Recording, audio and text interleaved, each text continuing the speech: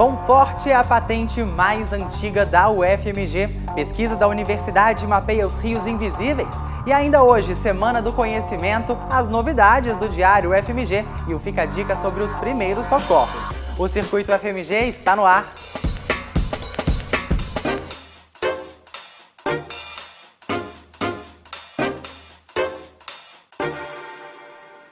Boa noite! Pão Forte, a patente mais antiga da UFMG, completa um quarto de século em 2014. Conheça agora um pouco da história dessa mistura. Quem gosta do mingau? O mingau é a primeira refeição de muitas crianças desta creche em Contagem. Segundo a direção da unidade, a mistura contribui para a qualidade nutricional dos pequenos. Acontece às vezes chegar correndo risco de vida, né? Crianças abaixo do peso. Então, esse Pão Forte, ele faz justamente incrementar, porque além do almoço e jantar que eles têm, o Pão Forte, como é uma farinha enriquecida, ela faz um grande componente para esse tipo de trabalho. A mistura enriquecida com fubá, farinha de trigo, açúcar, óleo de soja, arroz, soja, vitaminas e sabor é a base da patente mais antiga da UFMG, que em 2014 completa 25 anos. Eu trabalhava na época em imunologia, a molécula. Mas me interessei em saber o conjunto da molécula, como é que se comporta. O conjunto é o ser humano todo. Aí queria comparar a imunologia do conjunto da criança antes de renutrir e depois de renutrir. E para isso é necessário ter algum alimento. O alimento imaginário foi o Pão Forte.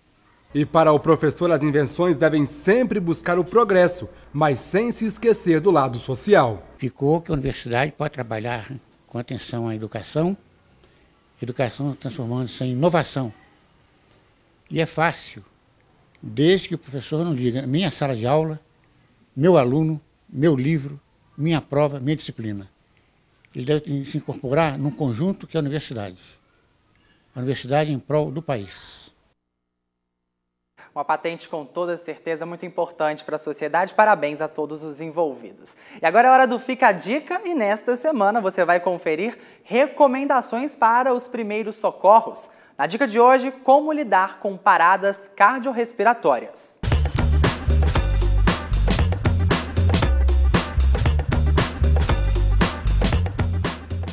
Hoje nós iremos abordar algumas dicas de atendimento pré-hospitalar relacionado à parada cardiorrespiratória.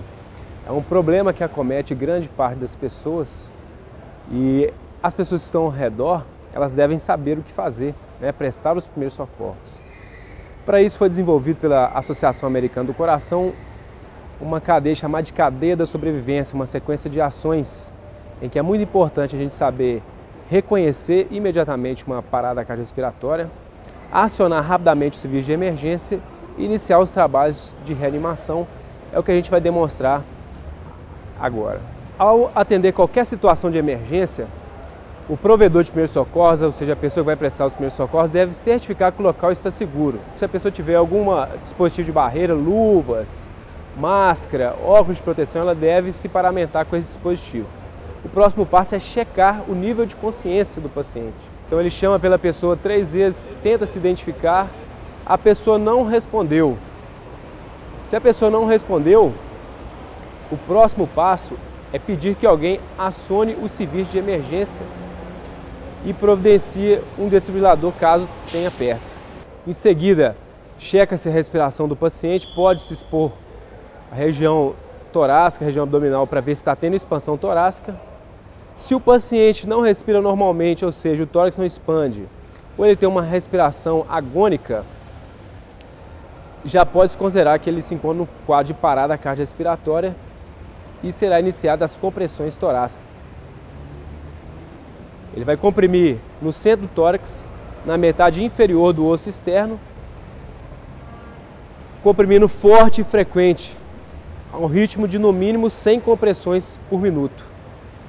É importante que a técnica seja feita corretamente, as mãos entrelaçadas, a região das mãos que tocam o tórax seja apenas o calcanhar das mãos e os braços totalmente estendidos para que a técnica seja correta. A força é feita com o peso do corpo sobre o tórax do paciente. Deve-se comprimir no adulto aproximadamente, no mínimo 5 centímetros. Amanhã a dica é sobre as queimaduras. Não perca!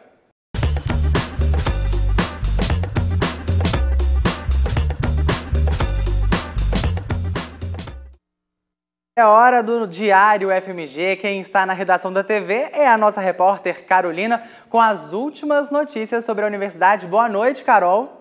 Boa noite, Matheus.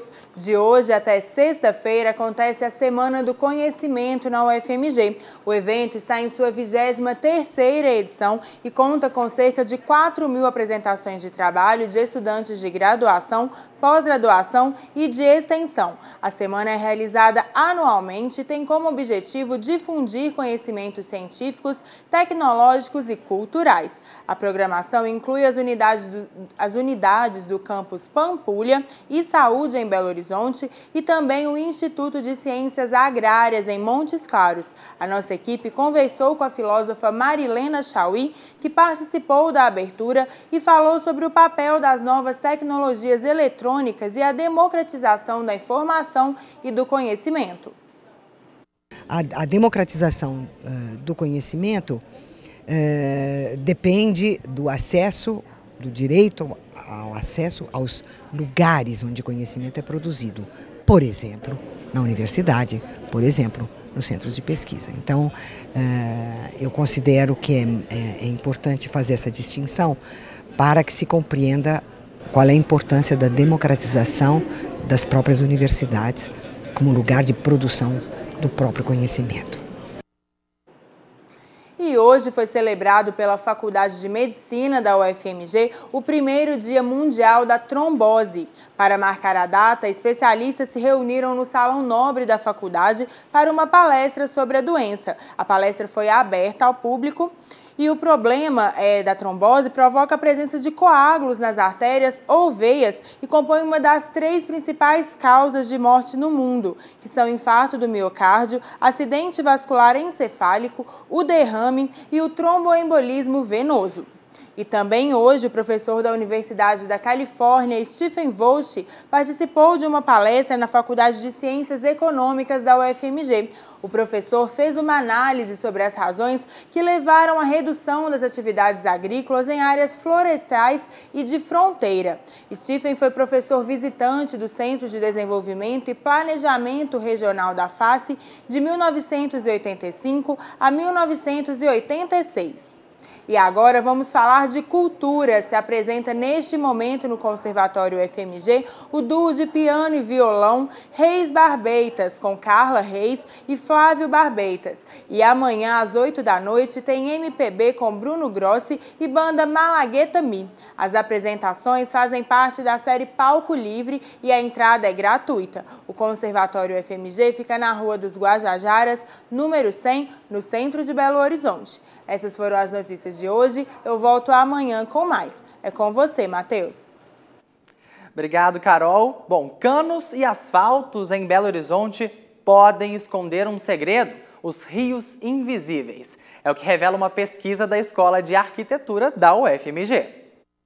Quem olha só vê ruas asfaltadas, mas o que pouca gente sabe é o que corre sobre todo esse concreto. Você sabia que por baixo da Avenida Afonso Pena passa um rio? Não. Isso é novidade pra você? É. Nunca ouviu falar? Nunca ouvi falar. Quando eu cheguei há 40 anos atrás já estava pronta. Nunca ouviu falar que tinha um rio, então? Não. Sei que na Amazonas existe, né? Aqui não. Aqui não, em Nosso Valor tudo existe. Aqui eu nunca vi, não. Existe? Existe um rio. Ó, novidade, hein? Belo Horizonte tem ao todo 1.000 cursos d'água. São 700 quilômetros de córregos, sendo que 200 quilômetros estão canalizados ou revestidos. Destes, 40 quilômetros em canal aberto e 160 quilômetros em canal fechado. O rio Acabamundo, por exemplo, tem sua nascente no bairro Sion e depois ele segue seu percurso passando por baixo de uma das principais avenidas de Belo Horizonte, a Avenida Afonso Pena. O curso d'água Acabamundo tem mais de 5 quilômetros de extensão, sendo grande parte dele coberta. E foi buscando chamar a atenção para o trecho escondido que Luísa Moura, recém-formada em Arquitetura e Urbanismo pela UFMG, desenvolveu o projeto de conclusão de curso. Desenvolvemos umas placas nas quais a gente informaria a existência do curso d'água, o nome dele, colocamos um mapa onde a pessoa se localizaria em relação ao curso d'água natural e ao curso d'água canalizado, e algumas informações como quais eram as atribuições, as características prévias ao tamponamento, ou a canalização, etc. O que ele tinha para oferecer, que fosse uma bica d'água ou fosse a possibilidade de lazer, de nadar, de brincar, córrego, pesca, brejo. E o que era hoje em dia, que a maioria das vezes é o mau cheiro, é enchente, é o lixo, é o esgoto, que são essas características que são todas muito negativas para a vivência da cidade. Características que vêm mudando. A SUDECAP, Superintendência de Desenvolvimento da Capital, desde 1969, possui programas de obras embasados em um planejamento urbano específico, de forma a minimizar os impactos ambientais.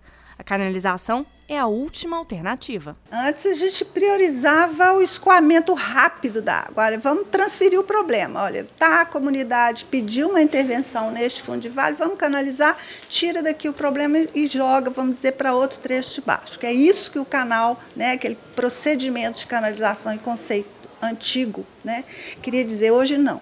A gente procura tratar todas as questões, as questões ambientais e de saneamento, no âmbito da bacia em que este fundo de vale está inserido, de forma a você tratar esses problemas sem transferi-los para outras comunidades. Certo, com toda certeza, muito importante cuidar aí da nossa natureza. O Circuito FMG fica por aqui, uma boa noite e até amanhã.